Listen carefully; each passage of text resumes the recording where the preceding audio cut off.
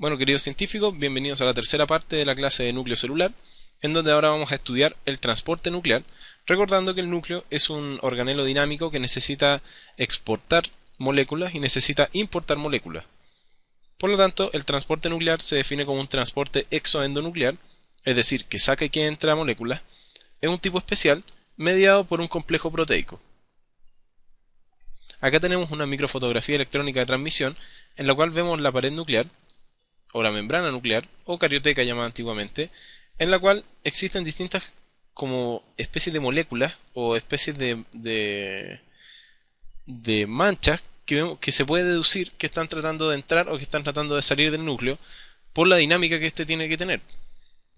Y acá vemos que esta es la red de todos los transportes que se llevan a cabo en la célula, desde el citosol, que está acá arriba, hacia distintos tipos de organelos como los peroxisomas, el retículo endoplasmático, las mitocondrias, del retículo endoplasmático al Golgi, a los lisosomas, las vesículas de secreción, etcétera. Todos estos transportes los vamos a estudiar en clases aparte, y el que ahora vamos a estudiar es el transporte entre el citosol, que está aquí, y el núcleo, y del núcleo al citosol. Por ejemplo, los RNAs mensajeros tienen que salir del núcleo al citosol, y si este RNA mensajero está diseñado para fabricar una DNA polimerasa, esta DNA polimerasa tiene que ser transportada desde el citosol al núcleo. Entonces, recordando la estructura del núcleo celular, es un organelo de doble membrana constituido por un lumen denominado nucleoplasma, donde se encuentra la cromatina y las proteínas necesarias para su mantenimiento. Tenemos toda una fibra de pariente del citoesqueleto que lo mantiene estable, y tenemos una membrana doble que lo rodea, que se denomina envoltura nuclear, formada por una membrana nuclear interna, que es parte de la membrana plasmática del retículo endoplasmático rugoso y tiene interacción con unas proteínas denominadas láminas nucleares, y la membrana nuclear externa, que es particularmente del retículo endoplasmático rugoso. Recordando que el retículo endoplasmático rugoso es aquel que participa en la modificación primaria post-traduccional de las proteínas. Y fíjense que aquí están unas estructuras que se denominan poros nucleares, que no son tan grandes como se ven en el esquema, pero son las estructuras a través de las cuales salen las moléculas que tienen que salir del núcleo y entran las moléculas que tienen que entrar al núcleo. Este es el complejo del poro que yo les estaba hablando, que es la estructura que participa y que regula todo el transporte exoendonuclear, que tiene la siguiente estructura. Desde la cara citosólica tiene unas fibrillas que sirven para reconocer y para ayudar a las moléculas que quieren entrar al núcleo, y lo que corresponde al complejo en sí tiene una subunidad anular, una subunidad interna, que es esta que se ve acá, como una especie de verde oscuro. Tiene una subunidad luminal, que es una glicoproteína transmembrana que mantiene anclado el complejo a la membrana, y tiene una subunidad del anillo, que fabrica los anillos proteicos componentes del poro en sí. Hacia adentro del núcleo hay una estructura que se denomina jaula nuclear, que tiene una función similar a las fibrillas, y vemos que aquí la lámina nuclear ayuda a anclar toda la subunidad del anillo interna del núcleo para que el poro se mantenga estable. Y aquí vemos el complejo entero y vemos que atraviesa la doble membrana nuclear y queda la jaula nuclear mirando hacia el interior del núcleo. Acá tenemos unas grandes fotografías electrónicas a través de las cuales se puede ver la estructura del complejo del poro. Y acá tenemos el complejo del poro como se ve en una membrana de un ovocito, y en el lado derecho vemos la reconstitución a través de ordenador informático de las subunidades y de la estructura que debería tener hipotéticamente este complejo. Vemos que el diámetro mínimo que tiene normalmente, es decir, en un estado pasivo, es de aproximadamente entre 8 y 9 nanómetros, y el estado máximo de apertura de este complejo utilizando ATP, es decir, el transporte activo nuclear, es de 26 nanómetros aproximadamente. No se confundan con el transporte activo de la membrana plasmática, que va en contra del gradiente de concentración o en contra del gradiente electroquímico, y el transporte pasivo, que va a favor del gradiente electroquímico. Aquí el transporte pasivo es aquel que no requiere dilatar el complejo del poro, y el transporte activo es aquel que requiere dilatar el poro. Entonces, aquí tenemos un poco esquematizado con esferas los tipos de transporte que yo les hablaba, y vemos que el complejo del poro, como vemos en la imagen de la izquierda, es dinámico. Puede estirarse y aumentar su diámetro, o puede disminuir y estar en un estado basal.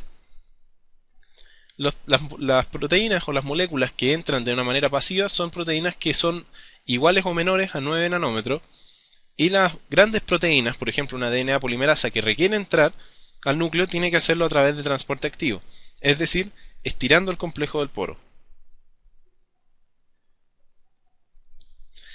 Esto es importante porque dentro de la célula existen un montón de compartimentos diferentes y las proteínas tienen que ser adecuadamente señalizadas o transportadas para poder llegar a los lugares donde se necesitan. Si una DNA polimerasa se va al lisosoma, no va a ser de mucha utilidad porque en el lisosoma hay enzimas que hidrolizan. Entonces existe una señal de localización nuclear cuyos principales aminoácidos son estos que se ven acá, principalmente lisina, lisina, lisina, arginina, lisina, y vemos que esa secuencia es una señal de importación, y acá hay una señal de importación mutada, en el cual se intercambió una lisina por una tirosina, en el cual las células no pudieron adecuarse a lo que es el transporte nuclear. Este es un experimento muy bonito que era para ver cómo el núcleo se las arreglaba para poder importar moléculas que eran muy grandes y dónde estaban. Y se utilizó una proteína nuclear que se denomina nucleoplasmina. Y aquí tenemos la nucleoplasmina, que es una proteína pentamérica que tiene colas hacia afuera y tiene cabezas hacia adentro. Y son distintas proteínas de orígenes diferentes. Esto es una proteína de estructura cuaternaria. Por lo tanto, en la cola, nosotros acá con este experimento queremos ver dónde estaba la secuencia para importar al núcleo. Vemos que acá tenemos la nucleoplasmina entera radioactiva para poder mirarla. Se microinyectó en ovocitos de un tipo de rana y vemos que esta proteína, que es más grande que el complejo del poro, entró. Entonces ahora vamos a la pregunta del millón. ¿Dónde está la secuencia? Inyectemos las cabezas radioactivas solas y nos fijamos que las cabezas solas quedaron fuera del núcleo, y posteriormente inyectamos las colas radioactivas y nos fijamos que todas las colas quedaron adentro del núcleo. La deducción obvia es que la secuencia que habíamos hablado antes, la secuencia de señalización nuclear, se encuentra en las colas. Así que agregamos partículas de oro coloidal y las conjugamos con estas colas radioactivas y hicimos lo mismo, inoculamos partículas de oro coloidal a la célula y miren lo que pasó. Por microscopía electrónica se pudo ver que el poro estaba habilitando la entrada de partículas de oro al núcleo. Por lo tanto, la secuencia se encontraba en las colas. Y vemos la importancia que tiene, que es como una llave. Es como decirle al complejo del poro, oye, yo estoy destinado a entrar al núcleo. Se abre la puerta y puedo entrar. Como se ve en esta fotografía, que era el experimento que yo les estaba mencionando anteriormente. Y aquí se ve cómo está entrando las partículas de oro al núcleo. Fíjense cómo van. Este es el núcleo, este es el citosol, acá hay una mitocondria. Y acá se ve cómo está entrando las partículas de oro coloidal. Acá tenemos muy esquematizadamente cómo funciona la señalización nuclear. Tenemos proteínas que están destinadas al núcleo, primeramente, aquí, como la DNA polimerasa. Y tiene que unirse a un factor citosólico. Existen muchos factores citosólicos que son la llave de entrada al núcleo. Y estos factores citosólicos tienen en común que están conjugados a un azúcar que se denomina N-acetilglucosamina, que ayudan a la interacción con la proteína nuclear. Se forma un complejo y la gracia es que este factor citosólico permite que esta proteína, la subunidad anular externa del complejo del poro, admita esta proteína y luego se produzca el transporte hacia el núcleo. Si es que esta proteína es más grande de lo que aguanta el diámetro del complejo del poro, se requiere ATP para que el poro se distienda y así pueda entrar la proteína hacia el núcleo. Y esto es importante, si estamos hablando de poros, ¿cómo varía la lámina nuclear, que es el estabilizador del núcleo, a lo largo del ciclo celular? Nos fijamos que el núcleo de la interfase tiene una cromatina bastante distendida, pero está unida a las láminas nucleares. Por lo tanto, nos fijamos que cuando estas láminas nucleares se fosforilan, se rompen, o se disgregan, mejor dicho. Por lo tanto, la membrana nuclear se desarma y los cromosomas quedan libres para poder efectuar el juego cromosómico típico del ciclo celular.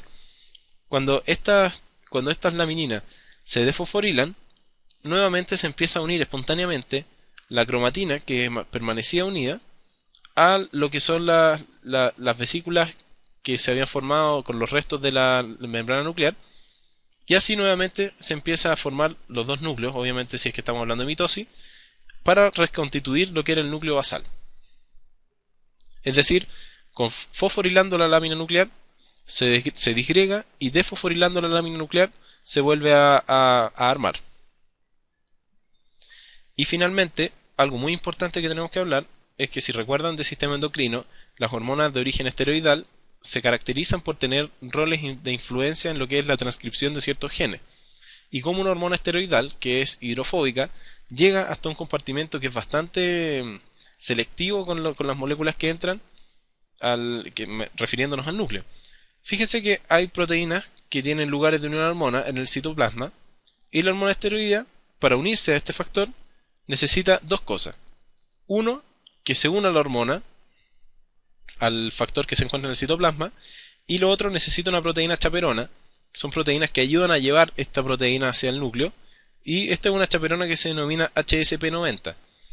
Esta HSP90 lleva esta hormona, que es este complejo proteína-hormona, que es muy importante, hacia el núcleo, y esta proteína receptora de la hormona esteroidea, por ejemplo del cortisol, tiene una secuencia que le dice al poro: estoy diseñado para el núcleo, se abre el poro, y esta proteína entera, que tiene la hormona conjugada en una zona, entra, y como esta proteína unión que se une con la hormona esteroidal tiene una zona para unión al DNA, actúa como un enhancer, que veremos más en otras clases, que son secuencias que potencian la transcripción de algunos genes. Entonces se une y comienza la transcripción del determinado gen que necesita expresarse. Entonces vamos a hacer una cuarta y última pausa, una tercera pausa creo, para entrar a la cuarta y última parte de la clase de núcleo celular, en donde vamos a hablar de la transposición de genes, que es una reseña más o menos global de lo que es el proceso, para que lo puedan entender de una manera mejor. Y a su vez vamos a hacer un resumen de la clase para ver si les quedó más o menos claro. Descansen y nos vemos en un ratito.